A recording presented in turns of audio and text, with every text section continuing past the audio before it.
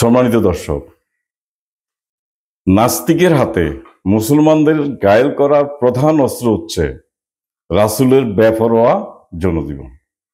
আর এই খোরাক, এই অস্ত্র তাদের হাতে তুলে দিয়েছে কে জানেন? সেটা তুলে দিয়েছে কতিপয় হাদিস লেখকগণ, অর্থাৎ বুখারীগণ। তো নাস্তিক সম্পর্কে আমরা সবাই জানি, যারা আল্লাহকে বিশ্বাস করে না, যারা এই মহাবিশ্ব সৃষ্টির পিছনে কোনো অস্তিত্বকে স্বীকার করে না, তারা মনে হয় সবকিছু অটোমেটিক্যালি আপনার সৃষ্টি হয়েছে। সুতরাং তারা নাস্তিক, কোনো কিছুতে তাদের বিশ্বাস থাকবে না, কোনো ধর্মে বিশ্বাস থাকবে না। তো নাস্তিক চেনা খুবই সহজ, এক কথায় বলে দিলেই হইলো যে হ্যাঁ, নাস্তিককে আমরা চিনি। কিন্তু আমরা এই নাস্তিক নামধারী এবং আল্লাহ এবং তার রসুলকে যারা অপবাদ দেয় এবং রাসূলের চরিত্র কালিমা লেপন করে এবং হাদিসের সত্যায়ন করে রসুলের সুন্নাহ বলে চালিয়ে দিয়ে আপনার সকাল সন্ধ্যা এটা মানুষের সামনে উপস্থাপন করা হয়, তাদেরকে কি বলবেন? সাচ্চা খাঁটি মুসলিম বলবেন? তারা তো এই হাদিস ভিত্তিক তারা ওয়াজ করতেছে এইসব নোংরা হাদিস দিয়ে এবং সহি হাদিস। এই হাদিস যদি না মানেন, আবার আমরা যারা আলোচনা করছি আমাদেরকে বিভিন্ন নামে তারা কি কাফের, মুরতাদ এইসব নামে তারা অভিহিত করবে। তো প্রিয় দর্শক, এই বিচারের ভার আপনাদের উপরে রাখলাম।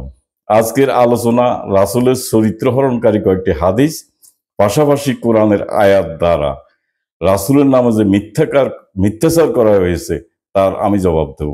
সাথে থাকবেন। এখন হাদিস পড়লে আপনারা যদি কাট ভিডিও দেখেন তাহলে একটা ভুল বুঝাবুঝির সম্ভাবনা থাকবে। সুতরাং অনুরোধ থাকবে যে পুরো ভিডিওটাই আপনারা দেখবেন। তো হাদিসটি আপনাদের সামনে তুলে ধরছি। আনাস ইবনে মালিক থেকে বর্ণিত, আমরা খায়বার জয় করলাম, এটা একটা স্থান যারা যুদ্ধে জয় করলো, তখন যুদ্ধবন্দীদেরকে সমবেত করা হলো। এখন ওখানকার একজন সাহাবী, নাম হচ্ছে দিহওয়া, তো সে এসে বলল, হে আল্লাহর রাসূল, যে বন্দী যারা হয়েছে তো তাদের মধ্য থেকে আমাকে একটি দাসী উপহার দিন, নারী। এখন তিনি বললেন, যাও তুমি একটি দাসী নিয়ে যাও, তোমার যেটা পছন্দ তুমি সেটা কি করো, নিয়ে যাও। তো সেই যাইয়া দেখলো যে সাফিয়া খুব সুন্দরী এক দাসী, সে সাফিয়াকে কি করলো, আপনার সেখান থেকে নিয়ে গেলেন।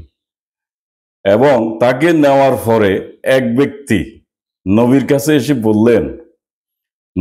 এসে বললেন যে বনু কুরাইজা ও বনু নাজিরের অন্যতম নেত্রী সুন্দরী সাফিয়া বিনত উহাইকে আপনি কেন দিহওয়াকে দিয়ে দিলেন? মানে এই সুন্দরী নারীকে আপনি কেন ওই সাহাবীর হাতে তুলে দিলেন? তো তিনি তো মানে আপনার কি বলে, সাফিয়া তো একমাত্র আপনারই যোগ্য, তো সুতরাং আপনি তাকে নিয়ে নেন। বিষয়টা এরকম আর কি, যে একটু কানের মধ্যে একটু ফুস করে দিলে আল্লাহ রাসূলের। তো রাসূল তো চিন্তা করলো কথা তো ঠিকই, যাই হোক তিনি সাথে সাথে অর্ডার করলেন, যাও তুমি দিহওয়া ও সাফিকে সহ এখানে তুমি নিয়ে আসো। তখন তারা উপস্থিত হলো। তো যখন নবী সাফিয়াকে দেখলেন, তিনি দিহওয়াকে বললেন যে তুমি বন্দীদের মধ্য থেকে অন্য একজন দাসীকে বেছে নাও। তার মানে এর আগে দাসী কিন্তু ডিস্ট্রিবিউট হয়ে গেছে। দিহওয়া কিন্তু একটা দাসী নিয়ে নিল। এখন যখন দাসীকে দেখলো, সে নিশ্চয় খুব সুন্দরী ছিল, দেখে সে বলল যে এটা তোমারও দেওয়া যাবে না। মানে চিন্তাই হয়ে গেল, হাইজ্যাক হয়ে গেল, যে তুমি একটা দাসী অন্য স্থান থেকে তুমি নিয়ে নাও। তো তারপর কি করলো নবী সাফিয়াকে কি আজাদ করে দিলেন, মুক্তি করে দিলেন এবং তাকে বিয়ে করলেন। তো রাবি সাবিত আনাসকে জিজ্ঞেস করলেন যে তিনি কি দেনমোহর দিয়েছেন? এখন একটা নারীকে বিয়ে করতে হলে তো তার দেনমোহর দিতে হয়। তা আনাস জবাব দিলেন, তাকে আজাদ করাই তার মোহরানা, মানে মুক্তি করে দিছে, এটাই তার মোহরানা, এখানে কোনো অর্থ সম্পদ দেওয়ার প্রয়োজন নাই। অর্থাৎ এর বিনিময়ে তিনি তাকে বিয়ে করেছেন। এ হচ্ছে হাদিস। তার মানে সেখানে সাফিয়ান বিনতে উহাই নামক এক নারীকে যুদ্ধবিন্দু হিসেবে আনা হয়েছে, এবং সেটা একজন সাহাবীকে ডিস্ট্রিবিউট করলো। পরবর্তীতে তার কাছ থেকে সেটা আপনার সাফিয়াকে কি ছিনিয়ে নেওয়া হলো, এবং এটা নবী বিয়ে করলেন বা ভোগ করলেন। এ হচ্ছে হাদিসের বক্তব্য।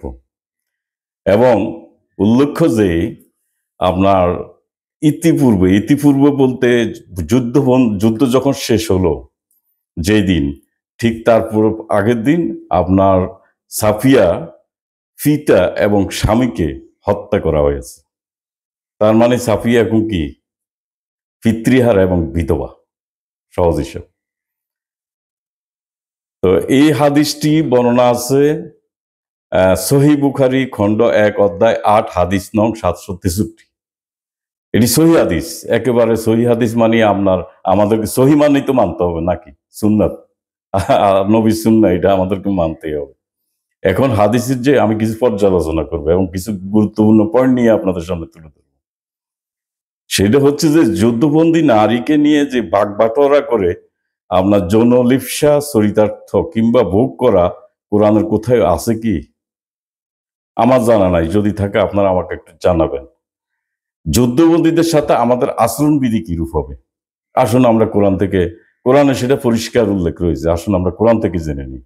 সূরা মুহাম্মদ 47 সেখানে বলা হয়েছে 47 নং সূরা 4 নং আয়াতে, যে যখন কোনো যুদ্ধ শেষ হবে বা যুদ্ধবন্দীকে আপনার বন্দী করা হবে তো শত্রুপক্ষকে, তখন কাজ হলো তোমরা তাদেরকে ধরে একবারে কষে বেঁধে ফেলবে, একদম শক্ত করে বাঁধবে। তারপর হয় অনুগ্রহ করবে, না হয় তাকে মুক্তিপণ দিয়ে ছেড়ে দেবে। 47 তাইলে এই যে যেমন আমাদের এই বাংলাদেশের মধ্যে যুদ্ধ শেষ হওয়ার মানে এই অভ্যুত্থান শেষ হওয়ার পরে যেরকম দুইজন বিশিষ্ট ব্যক্তিকে আমরা দেখেছি খুব শক্তভাবে তাদেরকে বেঁধে ফেলা হয়েছে, অনুরূপ আপনার যে কোনো যুদ্ধ বা সংগ্রাম বা অভ্যুত্থান পরবর্তী যারাই ধৃত হবে তাদেরকে বেঁধে ফেলতে হবে। এটা হলো কোরআনের নির্দেশ। তাইলে এই আয়াতে আপনার দেখেন যুদ্ধবন্দীকে ভোগ করার অথবা এই ভোগ করার কোনো কথা এই আয়াতে আছে কি? আপনারা কি দেখছেন এই আয়াতে এই ধরনের কোনো বক্তব্য আছে? নেই। এখন পুরুষেরা দাসী পাবে, এটা প্রসঙ্গক্রমে আমি বলতেছি, এটা এগুলা জাস্ট আয়াতের প্রসঙ্গে হাদিসের প্রসঙ্গে আনলাম। এখন ওখানে তো যুদ্ধের মধ্যে অনেক সময় নারী যুদ্ধ থাকে, আবার পুরুষ যুদ্ধ থাকে। ছিল এরকম হাদিসও আছে। তো সেই ক্ষেত্রে পুরুষ যোদ্ধা যদি আপনার এই নারী বন্দীকে কামনা করে, তো ওই নারী যোদ্ধা তারা তো যুদ্ধ করেছে যুদ্ধের মাঠে, তো তাদের বিষয়ে ফয়সালা কি হবে? তারা কি এরকম কোনো বিষয় আকাঙ্ক্ষা করতে পারে না? আপনারা মনে কিছু নিবেন না, প্রসঙ্গক্রমে এবং প্রেক্ষাপটের কারণে কথাটা আসছে। তো যাই হোক, সদ্য বিধবা সাফিয়া তো সদ্য বিধবা নারী। তো এখন সদ্য বিধবা নারীর পুনর্বিবাহের ক্ষেত্রে শরিয়া আইন কি? শরীয়তের একটা আইন আছে, কোরআনে একটা আইন আমাদেরকে দিয়ে দিয়েছেন যে এই আইনের অধীনে আমাদেরকে যারা বিধবা হবে, স্বামীহারা হবে, তো তাদেরকে কিভাবে আমরা বিয়ে করব? তা বিবাহের ক্ষেত্রে এই হাদিস শরিয়া আইনকে সম্পূর্ণরূপে লঙ্ঘন করেছে, কোরআনকে সম্পূর্ণরূপে লঙ্ঘন করেছে। কিভাবে করেছে? যে সূরা বাকারা 236 নং আয়াতটি আপনারা দেখবেন, আর তোমাদের মধ্য থেকে যারা মারা যাবে কিংবা স্ত্রীদেরকে রেখে যাবে, তাদের স্ত্রীগণ 4 মাস 10 দিন অপেক্ষায় থাকতে হবে। পরিষ্কার আয়াত 236। অতঃপর যখন ইদ্যত কাল পূর্ণ করবে, তখন তারা নিজেদের ব্যাপারে বিধি মোতাবেক যা করবে সেই ব্যাপারে তোমাদের কোনো পাপ নেই। এখন এই ডিসিশন আপনার যার স্বামী মারা গেছে তিনি আসলে সিদ্ধান্তটা নেবেন, তিনি কি বিয়ে করবেন নাকি করবেন না। না তারও তো পছন্দ অপছন্দের বিষয় আছে, সেই ডিসিশন একমাত্র তার বাধ্য করে জোর করে তাকে বিয়ে করার কোনো সুযোগ নেই। কোরআনে আপনার এরূপ স্বাধীনতা কোরআন দেয়নি কাউকে। এখন যুদ্ধের পরদিন সাফিয়াকে বিয়ে করলো। তো এখানে 4 মাস 10 দিন অতিবাহিত হয়েছে কি প্রিয় দর্শক? তাইলে কোরআনের আয়াতকে এখানে কি ভায়োলেট করা হচ্ছে না? এবং এই কোরআনের আয়াত ভায়োলেট করা আল্লাহ রাসূলের পক্ষে কি সম্ভব? এটা কি আমরা মেনে নিতে পারি? রাসূলকে এই কাজ করতে পারেন? অবশ্যই না। এবার আসুন মোহরানের বিষয়টা। মোহরানের বিষয়টা আপনার ওই হাদিসের মধ্যে এই একটু কানাঘুষা হয়েছে যে রাসূল তো বিয়ে করে ফেললেন, তো মোহরানা কখন দিলেন? মোহরানা দিয়েছেন কিনা? হ্যাঁ? তো তিনি তো কোনো মোহরানা পরিশোধ করেননি, কোনো সম্পদ দান করেননি। তো মোহরানার বিষয়ে একজন সাহাবী যেহেতু প্রশ্ন করেছেন, তো আসুন দেখি কোরআনে কি বলে। সূরা নিসা আয়াত 24। তোমাদের মধ্যে স্ত্রীদের থেকে যে স্বাদ গ্রহণ করো তার বিনিময়ে অপরিহার্য ফরজ হিসেবে তাদের মোহরানা পরিশোধ করো। পরিষ্কার। আপনি যখন কোনো নারীকে বিয়ে করবেন তখন সেখানে একটা মোহরানা দায়িত্ব হবে, সম্পদ দায়িত্ব হবে, সেই সম্পদ তাদেরকে কিন্তু দিয়ে দিতে হবে। তাইলে যে মুহূর্তে রাসূল সাফিয়াকে বিয়ে করেছে, তো সাফিয়ার তো সেখানে মোহরানা দেওয়া হয়নি, আজাদ করেছে। হাদিসে আছে আজাদ, মুক্তি করে দিছে। তো মুক্তি করা এক জিনিস আর মোহরানা আরেক জিনিস। তো এই মোহরানা তো দেয়নি, উনি কি এটা ফে করছেন যে হ্যাঁ আমি এত দিহরাম আপনার ফে করলাম, আমি এখন সাফিয়াকে আমি আমার স্ত্রী হিসাবে আমি গ্রহণ করলাম। তো সেটা তো হাদিসে আসেনি। সুতরাং এখানেও কোরআনের আয়াতকে ভায়োলেট করা হচ্ছে। তার মানে এখন তার আগের দিন কিন্তু তার স্বামী মারা গেল, পরের দিন আহ রাসূল মোহাম্মদ আপনার এই সাফিয়াকে বিয়ে করলেন, তিনি ইদ্যৎকাল পূরণ করলেন না এবং মোহরানাও দিলেন না। হ্যাঁ, হাদিসের বক্তব্য অনুযায়ী যদি আল্লাহ রাসূল এই কাজ কখনো করতে পারেন না, তাইলে সম্পূর্ণ কোরআন বিরোধী হাদিসের এই কয়েকটা পয়েন্ট। এখন আপনার সাফিয়া, এখানে আরেকটা বিষয় দেখানো হয়েছে যে আপনার হুয়াই কাকে দিওয়াকে দিওয়াকে যখন সাফিয়াকে দান করে দেওয়া হইল এবং পুনরায় দিওয়ার কাছ থেকে সাফিয়াকে যখন ছিনতাই করে নেওয়া হইলো, ফেরত নেওয়া হইলো, এতে কি প্রকাশ পায়?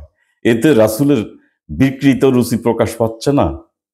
তিনি তাহার মতো একজন মহামানব, তিনি কি বিকৃত রুচির পরিচয় দেবেন? এটা কি আমাদেরকে বিশ্বাস করতে হবে? এটা কি বিশ্বাসযোগ্য?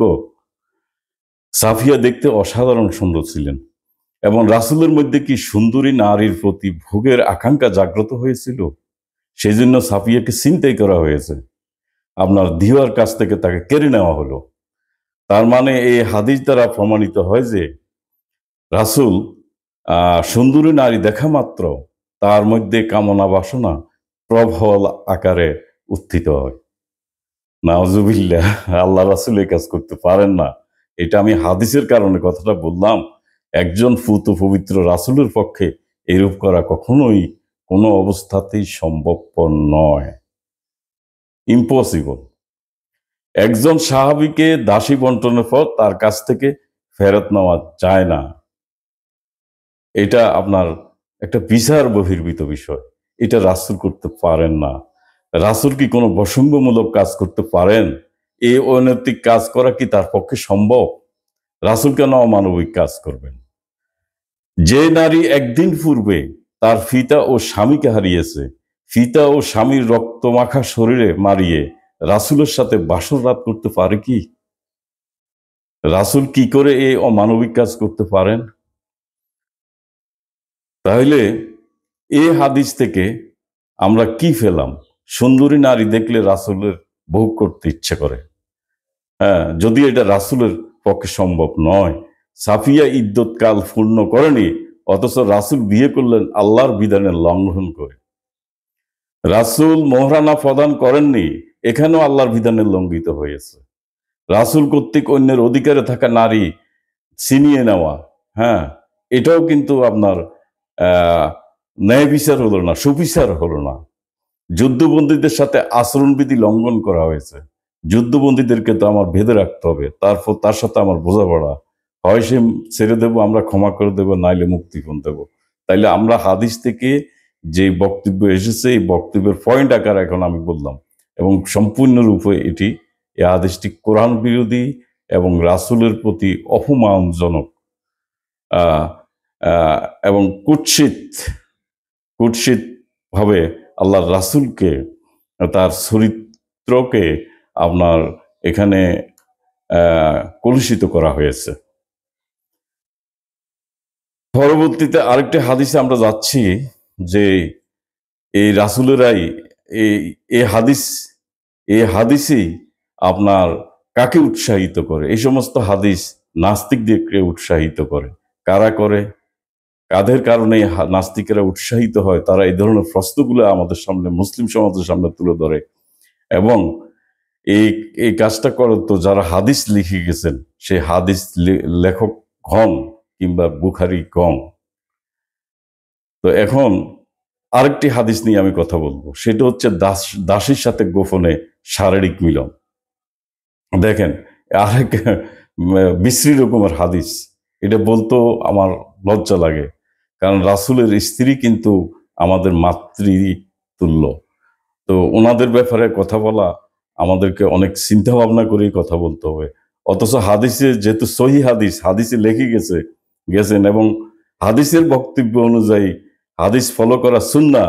তো আমি ওনাদের বক্তব্য অনুযায়ী এই হাদিসটি তুলে ধরছি মানুষের মধ্যে সচেতনতার জন্য, যে আমরা কি করছি, এটা কতটুকু যৌক্তিক, কতটুকু কোরআন বিরোধী, এই জিনিসটা মানুষের জানার প্রয়োজন আছে।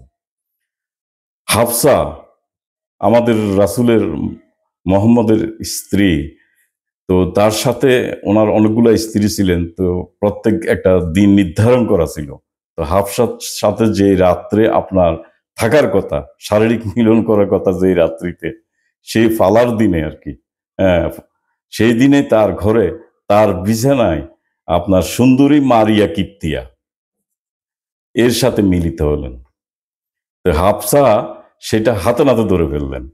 তখন মোহাম্মদ কসম কেটে বললেন, মানে কসম কেটেছে আল্লাহর নামে, যে কি বললেন, কসম কেটে কি বললেন, আহ, আহ, যে তিনি আল্লাহর রসূল আর এই ধরনের কাজ তিনি কখনো করবেন না। এটা হাফসার সাথে আপনার এই কমিটমেন্ট করলেন। তো এবং বলছে, হাফসাকে রিকোয়েস্ট করলো, আমি হাদিসের কথাই বলছি, যে তুমি এই কথা আর অন্য কাউকে বলবে না। কিন্তু হাফসা তার এই কথা রাখেনি। সে আয়েশাকে আপনার পুরো ঘটনাটি খুলে বলে, এবং আহ, তাতেই ঘটে বিপত্তি। আয়েশার কাছে যখন ঘটনাটা ঘটে, তখন তাদের মধ্যে একটা পারিবারিক দ্বন্দ্ব, কলহ আপনার শুরু হয়ে গেল, যে রাসূল তার দাসীর সাথে হাফসার ঘরে মিলিত হয়েছে। এই বিষয়টা বাকিরা মেনে নিতে পারেনি, তাদের মধ্যে এক ধরনের দ্বন্দ্ব কলহ শুরু হয়ে গেল। তো যাই হোক, এক্ষেত্রে নাকি আল্লাহ ওই ফাটিয়ে এটার বৈধতা দিয়েছেন। যদিও যে আয়াতগুলো এসেছে, আমার বক্তব্য ভিডিও অনেক লম্বা হয়ে যাবে, এই জন্য আমি আয়াতগুলো তুলে ধরলাম না। এই আয়াতের সাথে এই হাদিসে কোনো সম্পৃক্ততা নেই, কারণ এই কোনো ঘটনা সেখানে সে আয়াতে উল্লেখ নেই।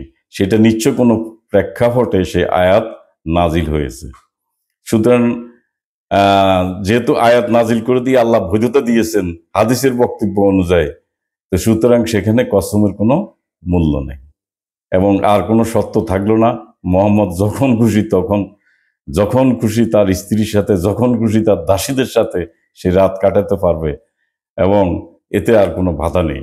এটি হচ্ছে হাদিসের বক্তব্য। হচ্ছে শুধু তাই নয়, যদি এখানে আল্লাহ নাকি ভয় দেখাচ্ছেন যে সে ইচ্ছে করলে হাফসা বা আয়েশার চাইতে অনেক সুন্দরী নারী মোহাম্মদের জন্য জুটাতে পারে।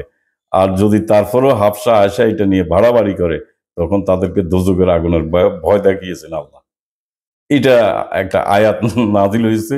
এই আয়াতের প্রেক্ষাপট টেনে এই হাদিসের এই মূল বক্তব্য, আসলে এই আয়াতটি যে প্রেক্ষাপটে বা যে ঘটনার প্রেক্ষিতে নাজিল হয়েছে, তার সাথে আপনার এই হাদিসের কিন্তু ওরা মিলিয়ে দিলেও বাস্তবে কিন্তু সেটা একটা ভিন্ন প্রেক্ষাপট ছিল।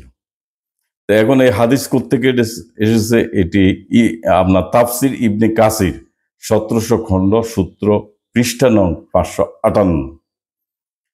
এখন দেখুন, যে লোকের সাধারণ জ্ঞান আছে একটা কমন সেন্স বলতে একটা কথা আছে না, সে যদি একটু চিন্তা করে তাহলে তাহলে কি সে বুঝতে পারে না যে এখানে মোহাম্মদ নিজের খাসলত চরিতার্থ করতে গিয়ে ধরা খেয়ে তারপর কসম কসম কেটে সেটা রক্ষা করার জন্য আপনার আহ, কোরআনের বাণীর নাম দিয়ে তার স্ত্রীদেরকে ধোঁকা দিচ্ছেন। বিষয়টা কি এরকম বোঝা যাচ্ছে না? যে হাদিস থেকে হাদিসটি পড়লে আল্লাহ রসুল কি তিনি একজন ফুত পবিত্র চরিত্রের অধিকারী, তিনি কি এই ধরনের কাজ করতে পারেন? প্রিয় দর্শক, এই বিচারের ভার আপনাদের উপর আমি ছেড়ে দিলাম। আল্লাহ রসুল কখনো এই কাজ করতে পারেন না। তাইলে রসুলের আপনার চরিত্রের উপর একটা কালিমা লেপন করা হয়েছে।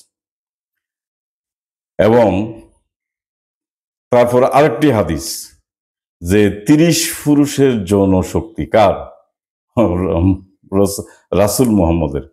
যে বহু হাদিস গ্রন্থে একাধিক বর্ণনাকারীর কাছ থেকে আপনার সরাসরি এই বর্ণনাটি এসেছে যে রাসূলের কি নবী মুহাম্মদের 9 জন স্ত্রী 2 জন দাসী ছিল, এবং তিনি একই দিনে বা রাতে তাদের সাথে পর্যায়ক্রমে যৌনকর্ম করতেন। চিন্তা করা যায়, মানে একই দিনে এই 11 জনের সাথে তিনি যৌনকর্ম করতেন। এ নিয়ে আশেপাশে সাহাবিগণ, পাহারা থাকা মানুষেরা বা তার বাড়ির পাশে যে যারা পাহারা ছিল তারা বলা বলি শুরু করতো, যে কানাঘুষা করতো। হুম যে তিনি এত শক্তি কোত্থেকে পান, এখানে কি দেখছেন কেমন তার ঘরের ভিতরে কি কি করছেন না করছেন, বাইরের লোকজন আপনার কি আপনার উকি মারে তাকিয়ে দেখেছেন? হ্যাঁ, তার মানে তার বিরুদ্ধে এক ধরনের কি সমালোচনা। হ্যাঁ, যদি সেটা সত্যি না হয় তাইলে সেটা তো কি একটা দোষ ত্রুটি অন্বেষণ করা পর্যায়ে পড়ে যাবে। আসছি আমি সামনে। তারা নবীর এই সক্ষমতা নিয়ে পরস্পর বলা বলি করত যে নবীকে 30 জন পুরুষের যৌন শক্তি দেওয়া হয়েছে। আমি হাদিস থেকে বলছি। হ্যাঁ, এইটা এই শক্তিটা কি শক্তি? যৌন শক্তি। তাইলে সেটি হাদিস পড়লে বোঝা যায়। এই বিবরণগুলি আপনার অনেক হাদিস গ্রন্থে এসেছে, বিশেষ করে গোসল অধ্যায়ে যুক্ত হয়েছে। কারণ এই হাদিস থেকে জানা যায় যে একাধিক স্ত্রীর সাথে আপনার একই দিনে বা রাতে যৌনলীলা চালাবার পর তিনি কিন্তু একবারে গোসল করতেন, আর গোসল করতেন না। মানে বিশ্রী ব্যাপার আসলে। আমার পড়তো মন চাচ্ছে না আর কি। হ্যাঁ, আমার খুব কষ্ট হয় এই বিষয়গুলো পড়তে।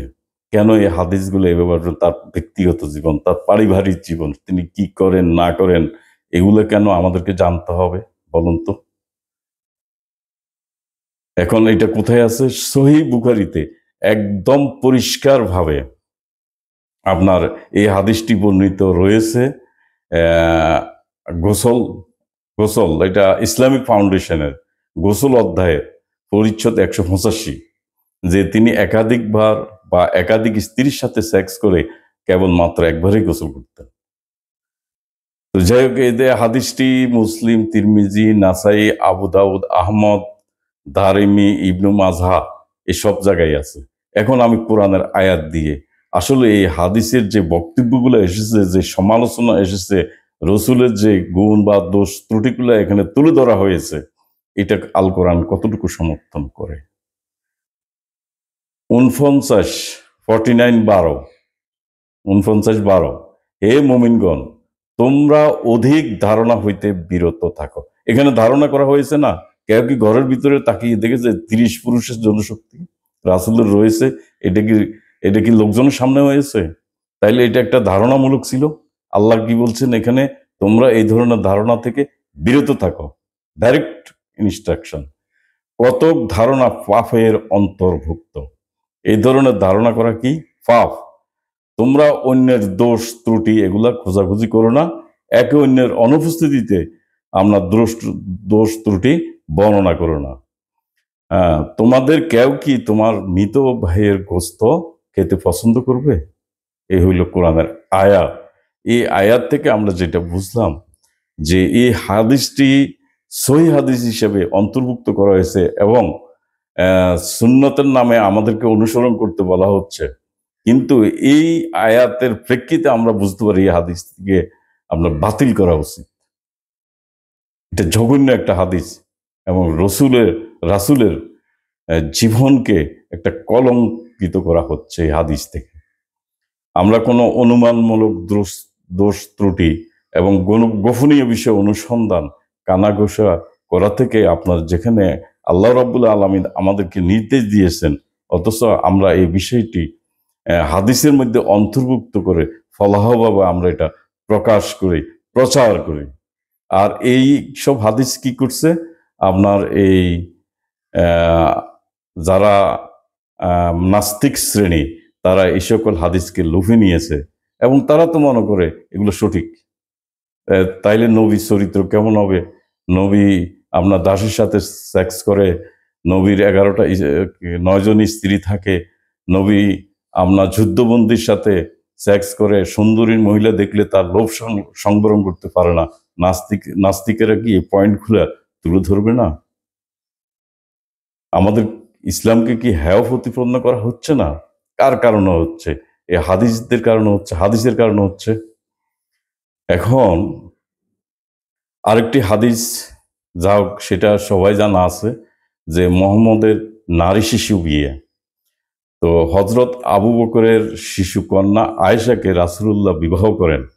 বিয়ের 3 বছর পরে সাবালিকা হলে, অর্থাৎ 6 বছর বয়সে তিনি বিয়ে করেন এবং 3 বছর পর যখন সাবালক হন, 9 বছর বয়সে তিনি তাকে তার গৃহে নিয়ে যান। সেটা 9 বছর বয়সী একটি শিশু নারী। এই যে কিছুদিন আগে আপনারা, এটা কিন্তু অনেক মৃত্যু ঝুঁকিও থেকে যায় এই অল্প বয়সে কোনো নারীর শিশুদের সাথে যৌন আহ, আপনার এই মিলন করলে সেখানে স্বাস্থ্য ঝুঁকি থেকে যায়, মৃত্যু পর্যন্ত হতে পারে। এই যে আমাদের এই কয়দিন আগে হলো না, মাগুরার আপনার 8 বছর বয়সী কি জানি নাম, আর আসিয়াকে যখন দর্শিতা আসিয়া, শেষ পর্যন্ত কিন্তু তাকে বাঁচানো যায়নি। তার মানে 8 বছর বয়সী, তো এরকম 9 বছর বয়সী, 7 বছর বয়সী, 8 বছর বয়সী তাদের সাথে এই এই ধরনের কাজ করা কি সম্ভব? তাদের কি সেই ম্যাচুরিটি আসে? তখনও তাদের কিন্তু ডেভেলপ হয়, বডির বিভিন্ন অঙ্গ প্রত্যঙ্গ জরায়ুর তখনও কিন্তু ডেভেলপ হতে থাকে। এখন এই যে 9 বছর, আপনার 9 বছর, 6 বছর, এই 6 বছর বয়সে বিয়ে। আরেকটা ইয়ের আপনার এই খ্রিস্টানদের একটা হাদিস আছে, এই হাদিস শুনলে আপনারা কিন্তু অবাক হয়ে যাবেন। সেখানে তালমুদ হইল তাদের হাদিস, তালমুদ। তো তালমুদের বর্ণনাকারী সাইদ রাবি জোসেফ লিখেছেন যে তোমরা রেজিস্টার করে নাও, মানে এটা লিখিত নাও, কি যে কন্যা শিশুর বয়স 3 বছর 1 দিন হলে তার সঙ্গে দৈহিক সম্পর্ক স্থাপন করা যায়। আপনারা বিস্তারিত দেখতে পারবেন the Talmud of Babylonia, volume V, সেখানে আছে। কি ভয়ঙ্কর কথাবার্তা! তো সেক্ষেত্রে মোহাম্মদ তো আর একটু ম্যাচুরিটি, আপনার 6 বছর, আর তার মধ্যে আছে 3 বছর 1 দিন। তো এটা অসম্ভব, এটা বিশ্বাসযোগ্য না। আল্লাহর রাসূল, যখন আল্লাহ তার রাসূলকে পৃথিবীতে পাঠিয়েছেন, তিনি দৃষ্টান্ত স্থাপন করবেন। তিনি এমন কিছু করবেন না যেটা পৃথিবী বেঁচে থাকা অবধি শেষ দিন পর্যন্ত কোনো বিতর্কের জন্ম দেয়। আর যদি কোরআন নিয়ে কোনো এবং রাসূল নিয়ে কোনো বিতর্কের জন্ম হয়, তাইলে আমাদেরকে ধরে নিতে হবে যে এর পিছনে এক কুচক্রী মহল রয়েছে।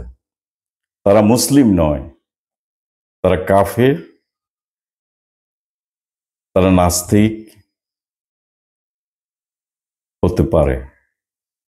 কোনো মুসলিম, কোনো সুস্থ মস্তিষ্কের লোক, যাদের ন্যূনতম বিবেক বিবেচনা রয়েছে, তারা কোনোদিন কোনো অবস্থাতে এই সমস্ত হাদিস বর্ণনা করতে পারেন না।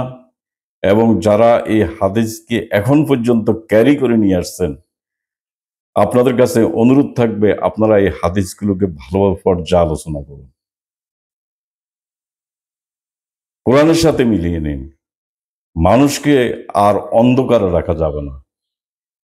খুব বেশি দিন নেই এই মুখোশ উন্মোচিত হবে। আপনারা সবাই ভালো থাকুন।